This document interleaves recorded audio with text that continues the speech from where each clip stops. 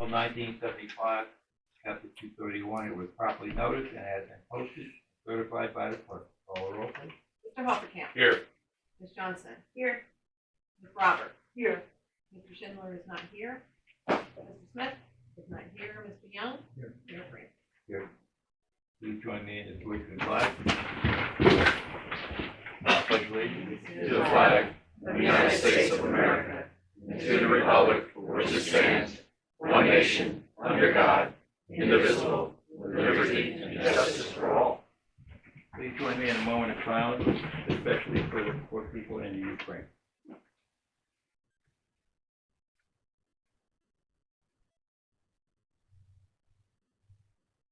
Thank you.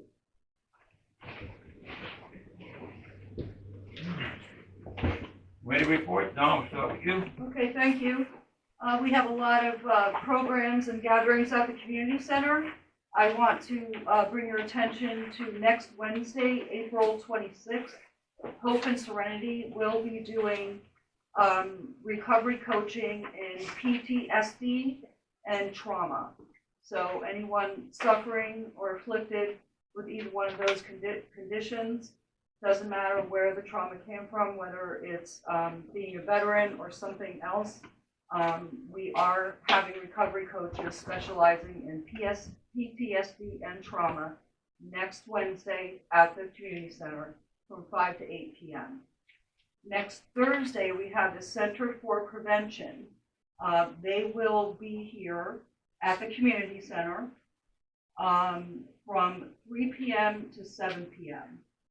They have recovery support services as usual, but this week, or actually next week, they've added another program for help for pregnant women.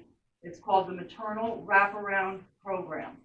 So any young mother pregnant on her own will get coaching, resources, anything needed in her situation. So that will be next Thursday. So Wednesday and Thursday, we have 2 new programs going on at the community center, both in the evening. As always, everything will also be posted on our Facebook page, the Hopatcong Community Center page, or you can call the community center and we can also give you those directions. For May, the Journey Bus dropped off the calendar for May. So they're going to be here next month for 3 Tuesdays. So May 3rd, May 17th, and May 31st, out in the parking lot in front of the community center. The Journey Bus will be here to bring any resources from the county down here to the town level. The Journey Bus will be here from 1 to 3 p.m. Again, any questions, please call us at the community center and we're happy to clarify. I think that's all I have for now. Thank you, Mayor. Thank you. Brad? Mayor, all I got is this Saturday, the Environmental Commission will be giving the tree seedlings away. We have about 500. I don't want to steal from John. I just realized, John, you might cover that, but we'll be there Saturday morning from 9 to 12. We have about 500 tree seedlings for giveaway. And then also following that, the beautification committee will be out and about doing the digging up and planting cantaloupe lilies in various beds around town. That's it. Thank you. John? Thank you. I don't have a lot. First of all, from the Environmental Commission, I'm not going to mention the free tree giveaway because Brad just took care of that. That's the first of the spring events that's happening, and that's this Saturday, as Brad said. From the Recreation Commission, we met the other night. We talked a little more about the new summer basketball program that's going to be happening this year. We spoke about street hockey. There's actually some small amount of equipment that they're going to be purchasing for street hockey.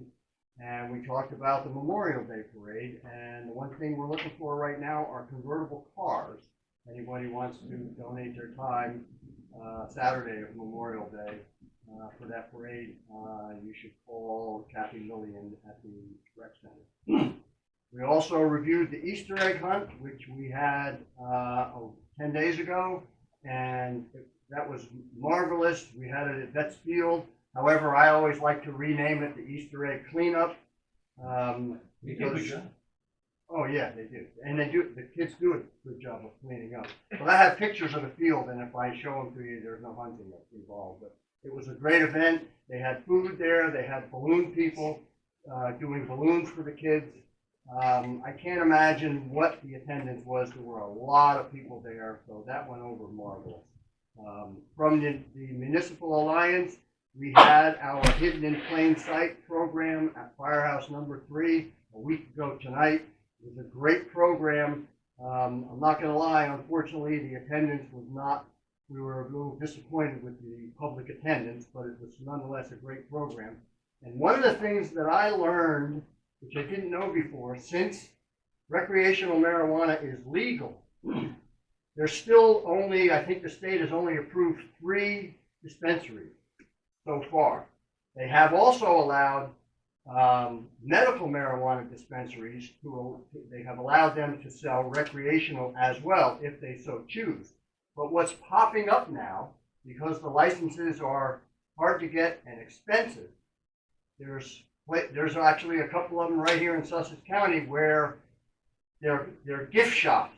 You go in, you pay $50, let's say, for some kind of little sticker, and they gift you a marijuana of your choice, perhaps an edible gummies, things of that sort, because the law apparently doesn't prohibit gifting marijuana. So, you know, those things are popping up all over, and we touched on that at the Hidden in Plain Sight. And the last thing I want to say is I often ask people this time of year to drive safe because there's a lot of hikers and walkers. Well, I'm going to ask hikers to be careful because I myself witnessed a mother bear and 4 cubs in the natural area preserve off of Stanhope Sparta Road. And I bring it up because if you're hiking out there, which a lot of people do, it's full of trails, please be aware of your surroundings because mother bears are very protective of their cubs. So just want to let everybody know. That's all. Thank you. Jen, you're up. All right. Hero Boys is active. You go to the Hero Boys Facebook page. Boys grades 3 through 5. We're going to be meeting on Fridays up at the high school. We go pick them up and bring them up from 2 to 4. It's a 7-week program that culminates in a 5K. They train over the course of 7 weeks for a 5K. We're going to be doing the 5K on June 17th, at the Taco Fest that starts at Hillside that the PDA is sponsoring. For school board, final budget meeting for the Board of Education is on Monday, the 25th. Executive session starts at 5:30 and then the public opens up after that, the admin building in room 41.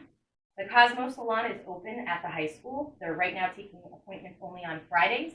And the phone number to call for an appointment is 973-770-8851. The Hopatcong High School PTO Tricky Tray is May 31st at 3 p.m. at the high school. The ambulance squad had their monthly meeting yesterday. They are still and will always be looking for volunteers. You can call 973-770-0440 or email them at hopatcongems.org. And they talked very extensively yesterday about Senator Oroho working on new legislature for a third caveat of the EMDs that will be presented in the May quorum, and they are requesting that everybody go and hashtag repeal D, which is the part of the current legislature that they would like to remove. I went to the NCA meeting on 4/9. They have their spring fling this Saturday up at Rolla, and they have a wonderful time. There was a discussion about the dock. They are they're relinquishing their ingress and egress to the dock. And they had some questions about Thompson Park, which Ron answered, and I relayed the message to them. And that is all I have. Thank you. Administrative report? Thank you, Mayor. I want to start out with, we wrestled down our predicted roads that we want to start paving on this year, and it's been quite of a juggle, primarily because of the cost of fuel.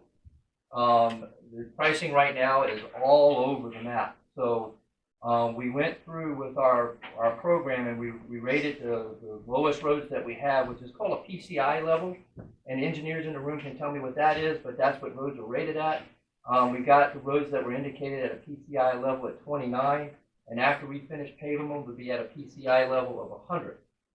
So the roads that the Borough Capital Fund is going to be funding this year will be Fordham Trail, Roosevelt Trail, Vassar Trail, Tufts Trail, off Vassar, Purdue Trail from Westerly to Vermont, and Main Trail.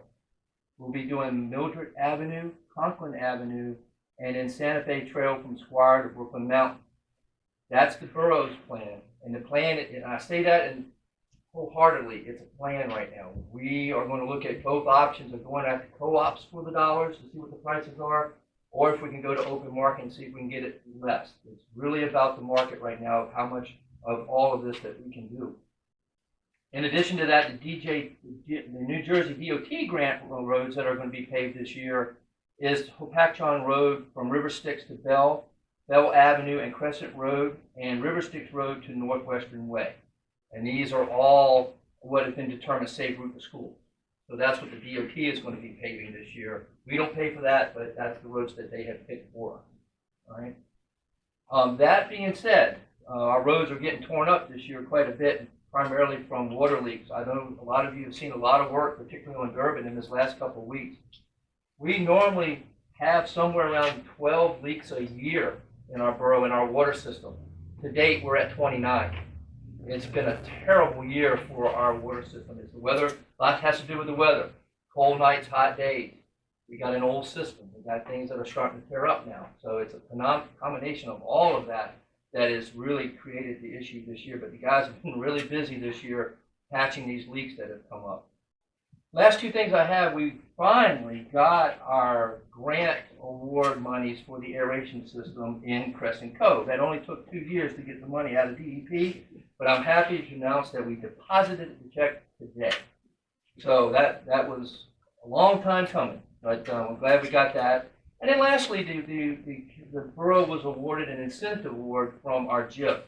If we do best practices in our safety plans, if we do toolbox talks, if we do workplace inspections, if we do training, a number of trainings, if we do that at the highest level that the JIP looks at, they give us a little money back to go buy safety incentive stuff. So we were one of a few municipalities that was awarded through the JIP.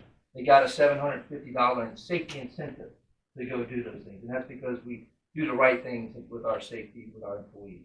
So with that, I'm going to stop because I know we have an anxious person in here to buy some property tonight. I'm going to turn over the option to our attorney. Great, thank you, Mayor. Thank you, Council. At this time, it's appropriate for the governing body to entertain a motion to conduct an auction of municipal property. Is there such a motion? Make a motion. All in favor? Excellent. The Borough will now conduct an auction of municipal properties which are no longer needed for public purposes. The auction and sale are being made in conformance with New Jersey Local Lands and Buildings Law, NJSA 40A 12-13. All sales are subject to the express terms and conditions set forth in the authorizing ordinance 05-2022. The first property is identified as Block 11107, Lot 25, commonly known as 632A Durbin Avenue. The minimum bid and starting bid is $5,775. Is there anyone present who desires to bid on that property? Is there anyone else in the audience looking to bid on that property? And is there an opening bid for the minimum amount? It's your desire to make a minimum bid in the amount of $5,775. Is that correct? Yes, sir. And can you please provide the clerk with your name and address? Matt Bruskowitz. They didn't know my address by now. Thank you, Matt. The borough recognizes one bid for the minimum bid amount. There were no other bids, is that correct? Going once, and twice. Okay, the property is hereby sold to Mr. Bruskowitz, subject to satisfying payment terms and conditions of the authorizing ordinance. Be appropriate for the governing body to make a formal motion accepting this bid. Second. All in favor? Aye. The second property is identified as Block 40213, Lot 1, commonly known as 6 Yale Way. The minimum bid and starting bid is $3,350. Is there anyone present who desires to bid on the subject property? Anyone else? And Mr. Ruskowitz, do you intend or desire to make the opening bid in the amount of $2,350? Yes, sir. And there's no one else here present? Going once, going twice. The property is hereby sold to Mr. Ruskowitz, subject to satisfying payment terms and conditions of the authorizing ordinance. It would be appropriate at this time for the governing body to accept that bid via motion. I'll make that motion again. Second. All in favor? Aye. Excellent. Carried. The auction is now concluded. Thank you. If you could just meet with Yes. with Mr. Tappan to go over the particulars. Thank you. Okay, now we're going to ask Marty Kane and the Lake Hopatcong Foundation to make a presentation to us about Team Lake Hopatcong, and we also have Lee Murray who's going to also speak. Welcome, Marty. Yeah, good evening, everybody. It's great to be here. Thank you. It's good also to be coming back for our annual kind of updates, which we kind of fell out of style with. Tonight with me is Kyle Richter, who's the Executive Director of the Lake Hopatcong Foundation. And Colleen, I know a lot of you do know because she's active with the Land Use Board. Colleen Lyons, who's actually the Administrator for the Lake Hopatcong Commission. And you'll be hearing from Lee and Kim a little bit later. And we'll try to keep this quick. I think most of you know what the Lake Hopatcong Foundation does, and believe it or not, it's our 10th anniversary this year. So we've been around bothering you for a while now, and the Lake Hopatcong Commission even longer than us. And you know, our real emphasis over the last few years has been working together collaboratively, both amongst the groups at the lake and with the 4 municipalities. And as a result, you know, we have gotten to work very closely with Mayor Francis, Administrator Tappan, and some of you individually on different projects within town. And that's where we really, the thrust of this is to continue moving forward. That, you know, we do feel that collaboratively we've gotten a lot done, and that's where we want to continue. At this point, I'm going to turn it over to Colleen, who's going to kind of give you a little bit about where we are with weeds, which is always a popular or unpopular topic around town, as well as the harmful algal bloom. So the commission is now transferred employees from DEP back to the commission. The commission's going to be funding and running the weed harvesting program in 2022, and we're preparing for a May start date. And then we're looking at, so the next topic here is the harmful algal bloom efforts. The DEP held their HAB Summit, and we heard from people around the country about HABs and where they're occurring. We understand that they're occurring throughout the country, and the commission and foundation and Hopatcong Borough have installed numerous projects that have improved lake conditions since 2019 when we had the lake-wide harmful algal bloom. We have additional projects ongoing, including the Hopatcong aeration system in Crescent Cove, 3 additional aeration systems at swimming beaches that the commission applied for, as well as biochar applications and other projects. The other thing that we have now is treatment options if there is a lake-wide bloom. So, you know, if we do see another harmful algal bloom in 2022, we do have some options for treating that bloom when it occurs, or if it occurs. Okay, turning it over to Marty. Yeah, advocacy has been one of our really biggest initiatives over the last few years. As you know, it's led to bringing state officials, or really any officials that we can get here, just to see what the resource of Lake Hopatcong is, because we always felt that we can get people here. That's most of the battle. And as a result, we have had to, you know, the governor visit each of the last 3 years. We've gotten a DEP commissioner here a couple of times. And I have to say, Mayor Francis has been very helpful in both of those. You know, whether you support or don't support, you know, the statewide officials, we found it's very important to get him here. And one of our biggest fans, until he was defeated, actually was Senator Sweeney. Once we got him out here on a boat, he could not believe what Lake Hopatcong was, coming from the very southern part of the state. So that's been a big part for us. And one of the ways we've done this is we've had quarterly meetings with all the mayors. The mayors all know each other, but they had never really gotten together on any regular level to talk about Lake Hopatcong. So now at least they get together once a quarter. And what's really important for us is they give us a consensus of what their priorities are for the lake. So we can kind of support that, whether it's through the foundation and our nonprofit or through the commission, which is a semi-governmental part of this. And I guess the biggest thing that has come out of this is last year we would get legislation through in Trenton for $10 million for lakes funding. It's kind of hard to believe, but lakes had never been publicly funded before, where there was an actual, a budget line item for lakes. The RFP on that, or the request for proposals, the grant application process was just announced last week.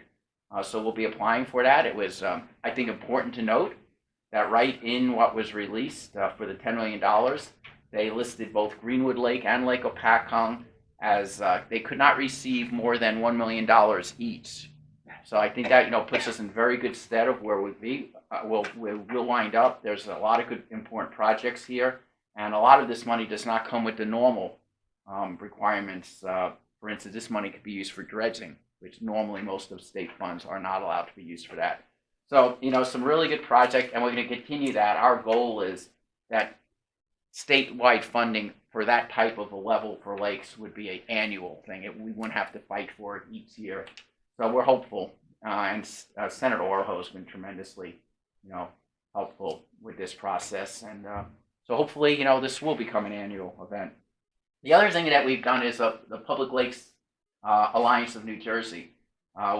Realizing that there's strength in numbers, we've gotten a lot of the other local lakes together with us that are open to the public, whether it's Lake Musconetcong, Swartzwood Lake, for us, Greenwood Lake, or Deal Lake down in Monmouth County. And that's given us just a whole lot of other legislators to support what we want to do, including a lot of legislators that are not Republican, which most of our legislators up here are. So last year when we pushed forward that bill for the $10 million in lakes, it became really a bipartisan piece of legislation, and it really was adopted unanimously in both houses, the Assembly and the Senate. So, that was helpful, and it's a good group, and I think it's a group that will only grow. So with that, I'm going to kick it over to Kyle for a little bit about what we're doing with homeowners. Thanks, Marty. At the foundation, we're a community-based nonprofit, so we like to work with the community around the lake. And this year, we're focusing on working with the community on stormwater management through some practices they can do at their own home to better manage stormwater, including rain gardens. I know we did a rain garden rebate program last year. We're looking to build off that this year and focus on riparian buffers around the lake, which is just a modified strip at the end of your property right before it would go into the lake as a last-ditch effort to catch some stormwater before it enters the lake. And a lot of people may hear the term riparian buffer, at least in my experience, I think of like trees and forests, but these buffers can really be made of low vegetation and still not block your view of the lake, but still do a great deal to help prevent nutrients from entering the lake by capturing that stormwater. And we're going to be installing a demonstration riparian buffer at the foundation's headquarters in Landing later this year, so it'll be a great opportunity. We're going to be providing educational information to the community on how they can install these at their homes. It'd be great to see them everywhere, not just for the stormwater management, but the next bullet on my list is Goose Management. So I know there's a large Canada goose problem around the lake, and they are one of the biggest contributors of phosphorus to the lake. Riparian buffers have an added benefit of deterring geese from landing on property, because geese like to feel safe, and they feel safe when they can see around them. And when you have a riparian buffer, guess what they can't see? They can't see the lake because they're only like this tall, right? They can't see over it. So they have that added benefit of, preventing geese from landing on your property, and they can go somewhere else. But it really needs to be a coordinated community effort, because if you have a riparian buffer on your property, they're not going to land on your property, but guess where they're going to go? Go to your neighbor's property. So we need to make it a lake-wide initiative. So the commission has started a Goose Management Committee, and the foundation is on that. So we're going to be looking to get information out to the community on riparian buffers and different ways we can do goose management around the lake. So more to that to come. And I think Marty's going to do a little... Yeah, we had a great meeting today at 10 o'clock. We met over at the Jefferson Municipal Building with representatives from the state police, the Morris County Sheriff, and all four of the local police departments, just to discuss security issues and safety issues on the lake for the upcoming season. This started just a few years ago, and it's really grown in the collaboration between all the organizations. And there's a lot of really good initiatives. In fact, the state police actually, as some of you know, combined with Hopatcong Police Department last year on a couple of operations within Byram Cove and all, just to try to make it, a safer place. And this year, the Morris County Sheriff Department, for the first time, is going to have 2 boats available on the lake, 22-footers, plus a personal watercraft. They're going to be parked actually over at the Windlass Restaurant, right in front there, and they'll be used Thursdays through Sundays on the lake. So it's an extra degree of patrol and safety. And they're in the process now of entering into a memorandum of agreement with the Sussex County Sheriff's Office, so that they'll be able to patrol all the waters within Hopatcong, and we don't get into that argument of, what side of the lake were they on when a situation develops. So, a very positive step there. And with that, back to Kyle. This is, I think, one of my most favorite things that the foundation does is our education program and educating the young children. We have our field trip program that we run every year out of Hopatcong State Park, which we haven't been able to run for the last 2 years. Very excited to say that this year it is back, and we have over 1,300 students registered to come out to the state park and take rides on our floating classroom and learn a little bit more about lake ecology. And that includes students from Hopatcong and all of the municipalities around the lake and from across the state as well. We actually have a wide reach this year, which is very exciting. But having 1,300 students come out to learn about Lake Hopatcong, you start young with teaching them about why they should care about the lake. You're going to get that next generation that really cares about the lake, which is exciting. And building off of that, we're going to continue our public education cruises, which we did last summer on Mondays in July and August, so that we can expand our education program. So it's not just the young children, but adults and anybody that wants to come out can purchase a seat on the floating classroom and come out on those days to learn a little bit more about lake ecology and how you can help protect New Jersey's largest lake. If you haven't been out on the floating classroom, I suggest you take advantage of this opportunity because it is a great day. We have a couple other community events coming up. We have our native plant sale with online ordering starting April 28th with pickup on May 7th, which ties into those riparian buffers I was talking about because you want them to be made out of native plants, and you can purchase some of those plants at the native plant sale. May 14th is the Hudson Farm Walk, and that is a fundraiser that they do over there, and part of the proceeds from that will benefit the foundation. May 20th. And actually, all the rest of it is all Hopatcong. Oh yeah, it is all Hopatcong. That's a real close charities, one to you folks, so that's a really good one. May 21st is the annual Lake Hopatcong block party. Lee Moreau is going to give a little bit of more information on that, but it is a great day. Everybody should try to attend if they can. Later in the year, we have our annual fundraising gala coming up. It is our 10th year, so it is a special gala anniversary for us. We'll have our lake loop, and we're also working with different groups around the lake to expand trails and recreational opportunities around the lake. We have our Lake Hopatcong Trail, but we're working to extend that and to finally, hopefully, make that full loop around the lake so that people can enjoy everything that this region has to offer. And then historic preservation, the fountain at the state park, the Lake Hopatcong Museum is working. They just submitted a grant application to get the funds necessary addition to the park and continue that historic preservation that the foundation is doing with our building as well. And I'm going to turn it back over to Colleen that will give you a little bit more information on some of the projects we've been doing for water quality. Okay, so Lake Hopatcong has competed well recently in some of the grant opportunities offered through state and federal funding. So in March 2020, Hopatcong was awarded $500,000 for 6 PAB demonstration projects in Hopatcong. That included the changing of filter material in the aqua filters in Crescent Cove. We used biochar, which seems to be a really good cost-effective alternative to the filter material that was originally in those aqua filter units. And we also installed biochar in the Ingram Cove outfall. In August 2020, the DEP awarded $206,000 for an internal load study and 4 watershed projects, one in each of the municipalities. In Hopatcong, this includes replanting of the wetland basin above Crescent Cove. And we'll begin that in late spring, early summer this year. And we'll coordinate with Hopatcong when that's going to begin. In September of 2021, the Commission Foundation were awarded a National Fish and Wildlife Foundation grant for $480,000 for stream bank stabilization projects throughout the watershed. So that includes 3 stream bank stabilization projects, one in Hopatcong at Witten Park, where we hope to install a stormwater conveyance. That, is dependent on DEP approvals, but we're hoping to start that in late spring, early summer.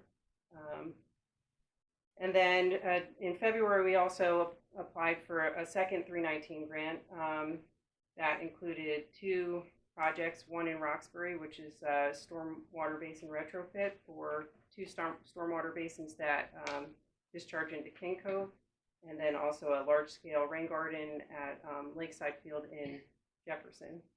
And then just last week, DEP announced the $10 million in statewide funds for public lakes. So we'll be meeting with the mayors at the end of this week to discuss potential projects. So that's all we have. That's all we have. Yeah, Lee's gonna That's say all a we little have. bit about the block party, but Good evening, everybody. Lee Moreau. So I work on the block party for Marty, and when the block party is over on May 21st, and I know you know what that date is because you drive by that sign every day. So you know where it is, when it is, and what date it is. Then I work for Ken on the Miss Lotto, so I'm going to cover 2 things very quickly. We are thrilled to tell you that both the block party is sold out. 230 booth spaces are sold out, and probably a wait list of 25 more that would like to be in if we had more room. So that tells us that people want to gather, and we have to safely move 2,500 to 4,500 people or more around kind of safely and efficiently, and we couldn't do it without your help.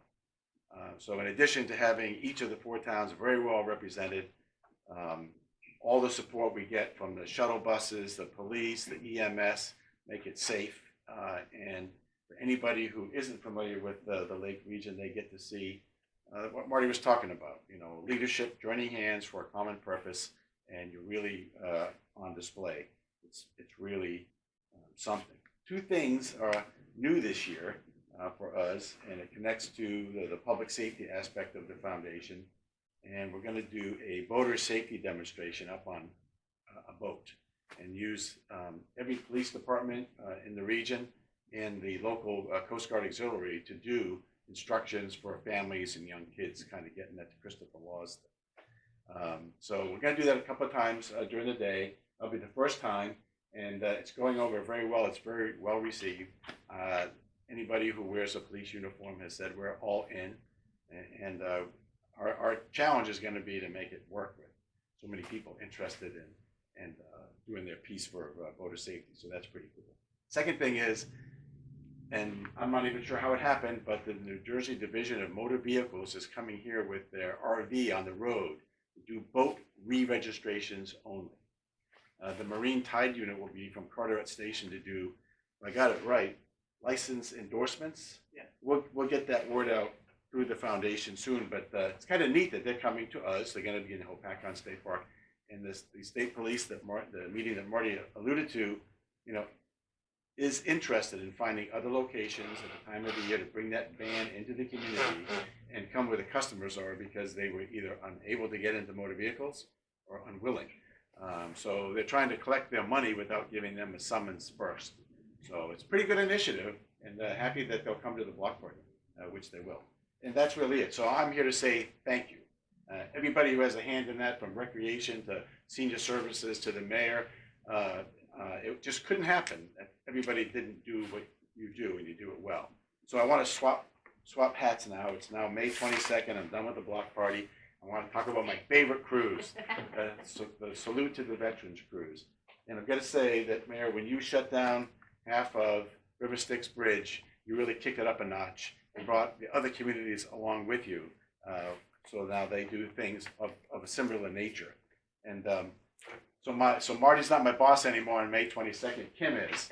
And so Kim's going to talk to you a little bit about this cruise and her new job, and not kind of a new job, what she witnessed last year and some of the things she's done on her own in her probationary year, right?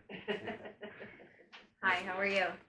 So this is my second season going in with Miss Lotta. I'm a retired teacher. I retired during COVID and I was in the right place at the right time, and here I am. But I went on the Veterans Cruise last year. I was aware of it because I live in Mount Arlington, but I've never experienced it from the boat side. And I was, to say I was taken back is an understatement. It's amazing what happens that day. The tributes that go on the lake, the tribute on River Styx Bridge is unbelievable. I applaud all of you. I challenge you to maybe even make it bigger and better this year. But I noticed last year that 90 minutes per cruise wasn't enough. So we've extended them both to 2 hours. So the first one will go out from 9 to 11, and that's the Jefferson and Hopatcong, and then the Roxbury and Mount Arlington will go out from 12 till 2. Then we've also added, I figured let's make that whole day about our veterans. So that night there's a dinner cruise offered for veterans and, family members at a discounted rate. So they can sign up for that. And I don't know if you can circulate it or anything, but I do have a little flyer that I'm just going to leave a flyer about all of them, the parade, the cruise route, parade route, and the information about the Veterans Cruise for you. And if you have any veterans asking about the morning cruise, please let them know about the evening cruise, and maybe they can get on there with their family members. But thank you again for all of your support. We might even ask permission to use the bridge. Thank you.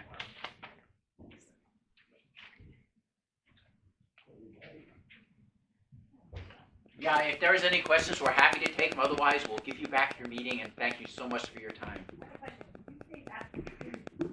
That $10 million, you said not more than $1 million for each lake? They specifically worded it that not more than $1 million could go to the Lake of Hopatcong Commission or the Greenwood Lake Commission. So actually, we just had a discussion earlier this week about whether that still left the door open, which it does, for a municipality to also apply for a grant, or for like the Lake of Hopatcong Foundation also apply for a grant. But they did limit, which was odd wording, the commission and the of the two lakes up to $1 million, which almost made it sound like they were kind of recognizing the fact that each one would receive $1 million. The way it was worded. So it's very good, because in the world that we're in, $1 million is unbelievably large when it comes to lakes. That money just isn't around. I mean, the entire budget that the Lake of Hopatcong Commission receives from the state from boat registration fees is $500,000. So to kind of give you an idea. So that's why these grants are so important, to be able to get anything done. And we really credit you folks for what you've done, bring some extra money in with the aeration of Crescent Cove, which has been an enormously successful project. Thank you, Marty. Thank you, Marty.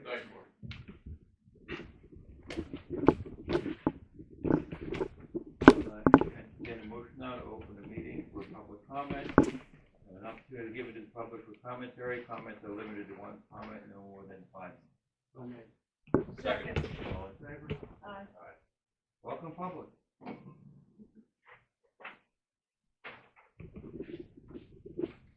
Good evening. Here's the clerk, your name. Sure. Richard Taft, 302 Wills Avenue. If I may, before I start, can I hand you this presentation, these papers, save you from having to squint at what I have. I'm here to talk to you about the optimum service, or lack thereof, that's being given in this town. As you know, Optimum is franchised with the town as the exclusive provider of cable services. I know you hear all the time, and maybe yourself you've complained, wow, the cable is terrible. I work for Dell. I specifically work in the area of data communications. So what I did is I took it upon myself to develop a system in my house so that not only could I say the service is bad, I could show how bad the service is. So what you're looking at the first page is the results of that. The two graphs at the top left that look like speedometers, they show the average download speed and upload speed at that given moment. The graph towards the right of that shows the response time to get that speed. The graph immediately below it, and I'll expand on that more, shows the average upload and download speeds taken every 15 minutes throughout a 24-hour period. The graph to the right of that shows dropouts, which is basically websites that I've picked that become unresponsive. The ones I've picked are GitHub, which is a software site, Google, Microsoft Teams, which is a collaboration site, Zoom, which is another collaboration site that you're familiar with, and the last one is the government weather site that I upload data to because I have a weather station in my home. The black boxes show that those sites were unavailable for that 30-minute period at that particular time. The graph across the bottom is showing response times of those same sites. The industry standard is a millisecond or less to the initial request for information. And as you can see, there's a lot of that's 5 or more milliseconds. For the collaboration sites, anything over 2 milliseconds response time will result in garbled communication, and you're showing that your internet's connection is unreliable, which for someone that works from home can be very distressing, especially if it's happening constantly through a meeting. The graph on the next page is a blow up of that response time. The speed, upload and download speeds. As you can see, some of those lines go all the way to 0, meaning that upload and download was impossible at that particular moment. And that happens anytime during the day or night. It's not during the day when it's being used more, it's happening 24 hours a day. The next page shows what the speeds were like back when in the September timeframe of last year.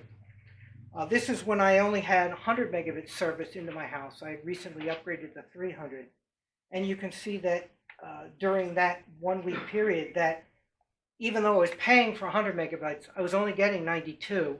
And there were periods of time where the internet was unavailable for 10 minutes, 20 minutes at a time.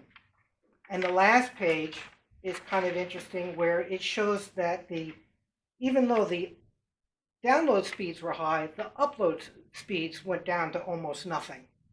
All of this points to Optimum's infrastructure. All right, it's not the cabling in my house, it's not the wiring from the poles, it's their infrastructure, which they will you'll call them up saying, I'm having a problem. They say, well, your modem's fine. Yeah, my modem's fine.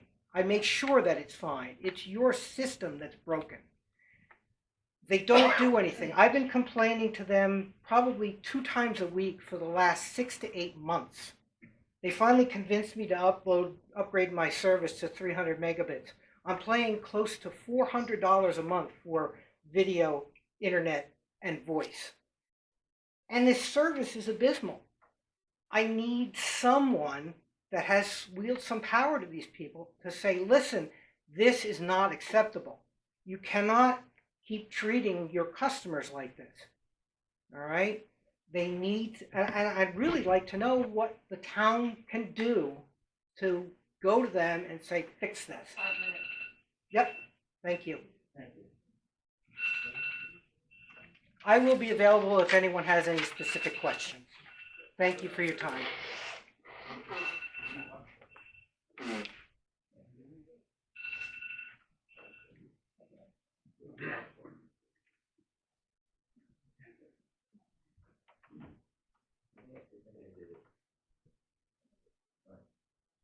More public?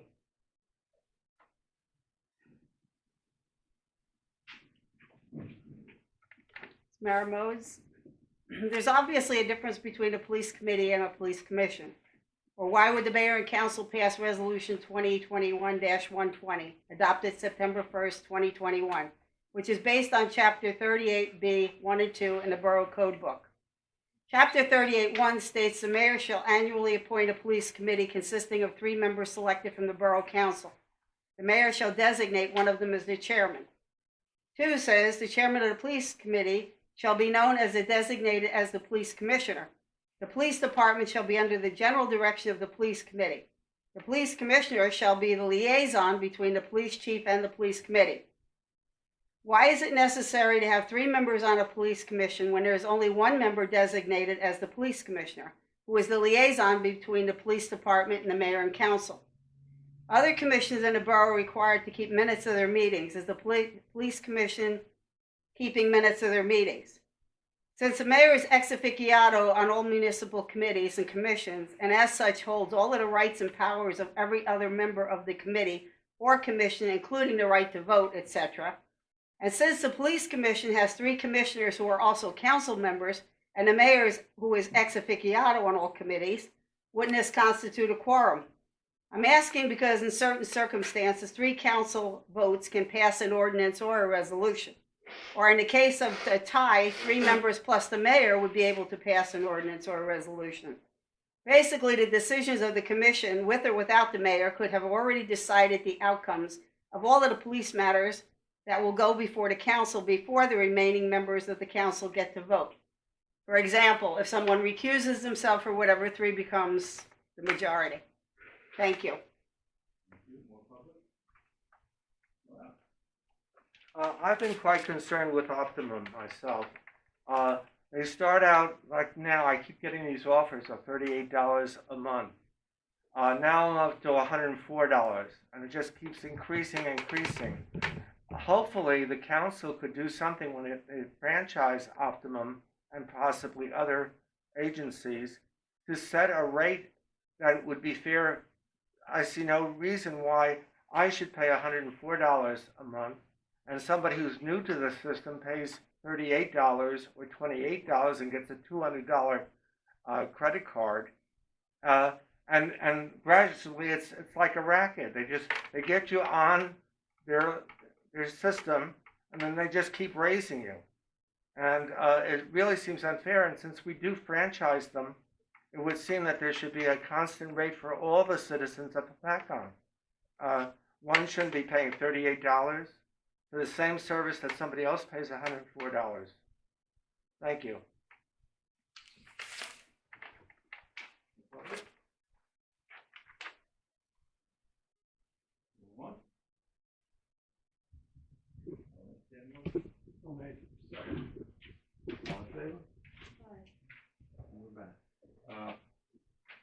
Optimum.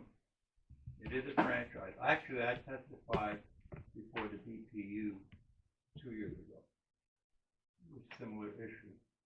It's really a regulatory issue that you're talking about, and that the solution is in the regulatory commission, the BPU. Franchises are a legal contract. You can't, unless someone commits felony, the franchise is a legal contract. Am I correct, Counselor? And so I will call whoever I know at Optimum, tell them they're treating their customers poorly. Don't stop calling. Be a pain in the neck. Don't stop calling. I will call, go online and get the contact for the BPU. Contact them as a citizen. Sometimes they don't take the crazy mayor comments as seriously as the citizens do. So we all have to have that say. Everybody has to say. Don't depend on someone saying it for you, because you can frame your situation better than I can. I can tell them that I'm very unhappy with the way this franchise is being managed in reference to service and reliability to the citizens and the customers. But when the customer calls and says, hey, all of a sudden I got my bill and this year they raised me $30 and that didn't change anything, but my service is poor. It goes up, it goes down, it goes on, it goes off. And so I'll do that too, but I'm going to ask you, keep doing it. Keep doing it. But you can get the number for the BPU. I don't have it on the top of my head, but go on Google and say New Jersey BPU Public Utilities. They regulate the franchises such as that. And they were probably one of the only ones interested in our town when they signed up. It's the same as the natural gas. I've begged natural gas to come here. They'll get here when they're ready. But I can tell you that, and I'm not going to advertise anything, but we have been really talking with Planet Network to bring their service into town. This is not a commercial, but I want to give the citizens an option. But if these services don't come into town, you don't have an option. I just got a voicemail today from Verizon saying that they now have fiber to our town. I don't know if that's true or not, but it was one of them calls I didn't answer. So every time I call Verizon, they say they don't have it, but I don't know what this call was. Maybe it's spam, maybe not. But I didn't answer it. But and next year, I believe it's next year, the franchise is up for Optimum, and that's the opportunity when we can change that legal language to say if A happens, then we could do B. So, and when we're talking about that contract, I'll invite public comment on that, by the way, so that, and hopefully we get another contractor in, but, you know, defranchising them just doesn't work. It's just, there's no such a thing. I'm being as honest as I can with you. I will call Optimum and tell them I'm dissatisfied with how they're treating our citizens. And I'll call the BPU again and say, hey, look, can you look into this? But you need to do that too. Oh, my time is on. Mike, can I just interject on this topic? Do you mind? I'm with you about Optimum. The problem is they corner the market here because of the topography of Hopatcong. There's not a whole lot of opportunity for other providers to come in. So I have called around as a council person representing you, and the fact that we're all getting ripped off. The internet's in and out. I don't need to repeat everything you guys said because you're right. But the problem is they corner the market. So I'm not here to be a commercial either, but what I did start doing, and Verizon, Fios, they can't get the fiber optics in here because of the topography. So that's a rumor. Verizon's not coming. Planet Network does want to move into Hopatcong. I also checked in a satellite because of the topography again. There's no line of sight for satellite internet. So the best bet to get a little bit of competition in here, which would drop the rates a little bit, is to go on to the Planet Network website. There's a 2-minute survey. I called them last month. They said that they needed to have at least 49% interest from Hopatcong. We're at 40% right now. So we just need more people to call or go online, which I found to be very easy to use, and do the survey saying that if Planet Network came into Hopatcong, you would subscribe to them. Because it has to be worth it for them to lay down the materials and bring everything in. But they need to see the interest from our residents. So if that helps at all, Optimum may wake up a little bit when they say, oh wow, there's competition in there now. Right now we're shut in with them, with Optimum. So I would encourage you and tell your friends, let's see if we can get another provider in here, because sometimes another chicken in the hen house makes a big difference. You know what I'm saying? So Planet Network is our best bet right now. If I may, Bill, Mike, Mayor, we've been for the last year looking at the infrastructure of the borough and the DPW and the OEM and making it what we call a campus. Optimum has been giving us bid, and today we got our first bid from Planet Network. So they're looking to come to Hopatcong. They were radio silent up to this point, and today we got the proposal from them to put fiber in the borough and light up the DPW shop, the OEM, and this building as a campus. So they're interested. They're looking at the borough. So I can't say it enough. Please go on that survey and indicate that if you're interested in that. I'll be doing it tonight. Yeah, you have to, and don't stop. And by the way, when you talk to these people, tell them that feel free to call me. So you're not making it up. Feel free to call me. Everybody in the world has my cell phone number. If you don't, you should, but it's okay. But there's certain things we can do, and there's certain things we can't do. And messing with a franchise, you can't. It's a legal contract. But we certainly let them know we're unhappy. And next time franchise comes up, they better come prepared. And that's the most we can do is just keep after them. Don't stop. Because they try to run you out of time and money, and you can't let them do that. But we're working really hard with planning. We are. If they can service our building, that means they're in town. So the rest should be a lighter lift, I hope. And that's how we can respond to that. So you're not alone in what you think. You know, I'll be working on something, and I do a lot of work interagencies and different parts of government. I'll be working in the little bars. The little star comes up on the bar. That means I'm out, and I got to wait maybe 10, 15 minutes, and I call them up and reset the router, and I think they're just running me around. But and if we wait an hour, then it'll come back up. I don't know. I don't know the technology for that, but it's just their infrastructure, exactly what you said. So, but anyhow, point well taken. We'll work on this together, but we're going to work on our part. You work on your end, and hopefully together we can convince them that, you know, I want an option. I want an alternative for choice. I tried DirecTV, and they fooled around with some internet, and that didn't work too good. My networks is not a TV service now. So don't expect television service when they come in. Expect excellent fiber.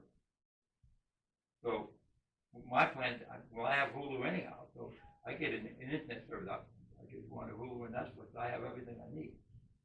But it's not a television service as such. You have to take care of that, which is not that hard to do, I don't think. If I can do it, you can do it. I can't return my damn phone off. So I'm not going to count you on technology.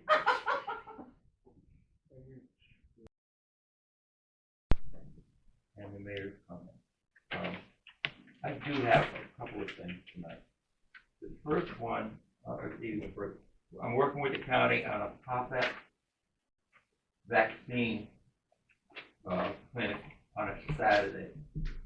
I don't know the date yet, but rather than make our people go somewhere else, I would like the county to come down here and whoever wants to get vaccinated. And they have all of them, by the way.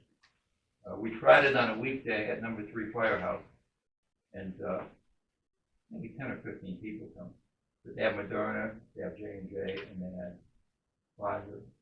And so that worked in number 3, and I'd like to do it on a Saturday so the working people can take advantage of that if they want. The COVID numbers in town, and I like to compare this. In January, we had 730 positive cases in the borough. In February, we had 45. In March, we had 47. This month, the 20th, we're up to 67. Be careful. I mean, that's a little bit of a swing, but compared to what we had last year, we're doing very well. I believe that's because of vaccinations and education, a combination of the two. I think that's worked very well for our town. I got an annual report from our solar field, and in 2021, we generated 1,819,115 kilowatts. That's a big deal for an abandoned landfill. I'm working on a federal grant, and I have to read this into the record, so I'm sorry, but this is it's federal funding request to the U.S. Congress and Senate Appropriations Subcommittee. The Borough of Hopatcong respectfully requests funding to complete the following capital infrastructure improvements and renovations to the following parks and recreational facilities. 1, Eves Wildlife Sanctuary, update the park entrance and walking trails within the park. 2, Thompson Park renovation, including replacing outdated equipment and removing vegetation deemed invasive. 3, Witten Park, ADA and other improvements to accommodate lakefront recreation.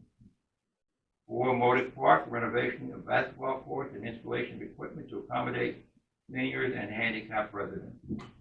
5, Maxim Glen, improvements to the fountain area and renovations to gazebo to accommodate for musical concerts and other performances. 6, Riverside Field, renovation to the drainage system and fencing units and replacing the field house. 7, Squire Field, drainage improvements. 8, Esmond Field, improvements to the parking lot. 9, Hopatcong Skate Park and roller hockey rink, renovations to the hockey rink and replacement of outdated and unsafe equipment in the skate park. 10, Jefferson Field, renovations to the parking area and replacing fencing units. 11, Hopatcong Senior Center, repair and replace the bocce courts and renovations to the outdoor shelter and horseshoe pit. 12, a memorial park, that's under park development, and that will be right across the way by our gazebo here. That hill will become memorial park so that if people want to donate a bench or a tree, they can do it there. 13 is development of Lakefront Park in front of River Styx, and there's a couple of empty houses in River Styx that are lakefront.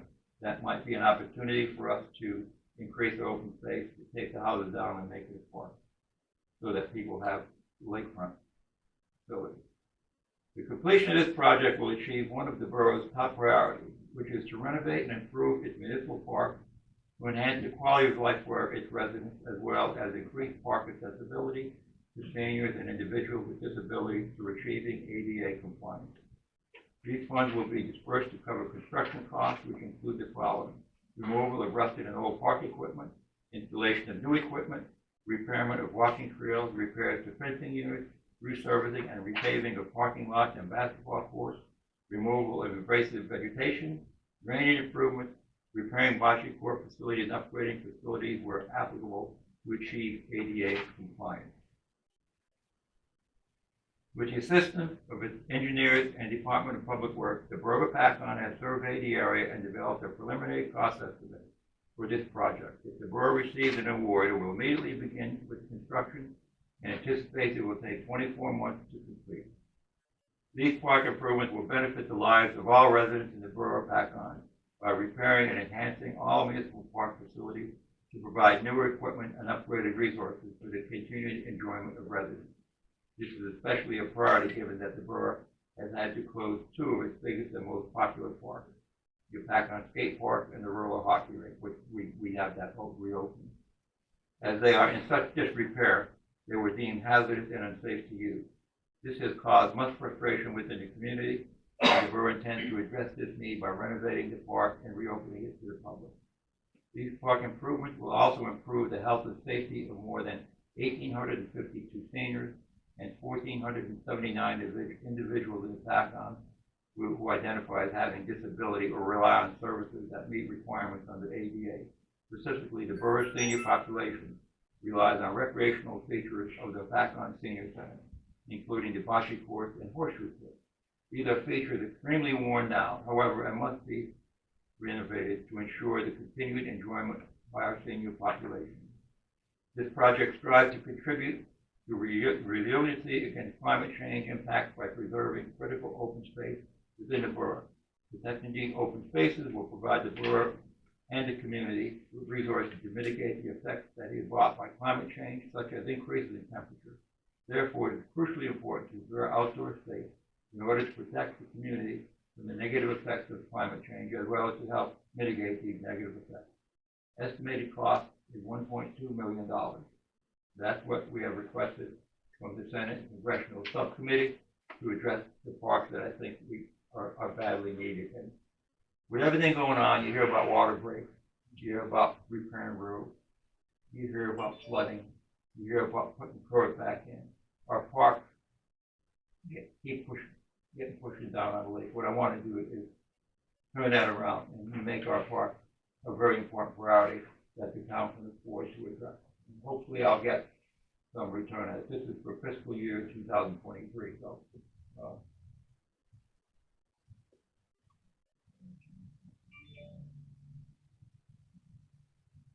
we're not doing it. Oh, yeah, on the agenda was the authorization for Local Realty Group with Water Development Agreement. on the consent agenda. We were That- told, that- I just need to understand, everyone understood that we were pulling that. Didn't need to be- Yeah, they have to change them, the numbers were wrong, so we have to make that more accurate, so that's not approved for tonight. So if we could get another motion second. I'll make the resolution to just pay and see then. Roll? Mr. Hoppercamp? Yes. Ms. Johnson? Yes. Ms. Roberts? Yes. Mr. Young? So that's pretty much the end of my comment, but it was imperative for me to read that into the minutes. And so that lets people know that we're serious about that. You know, I talk to kids all the time at the skate park, and we put money, a little bit of money aside for it every year. We're gonna, if I don't get there, we'll try to put $100,000 together in the next 3 years. But we do all of this with no municipal tax increase.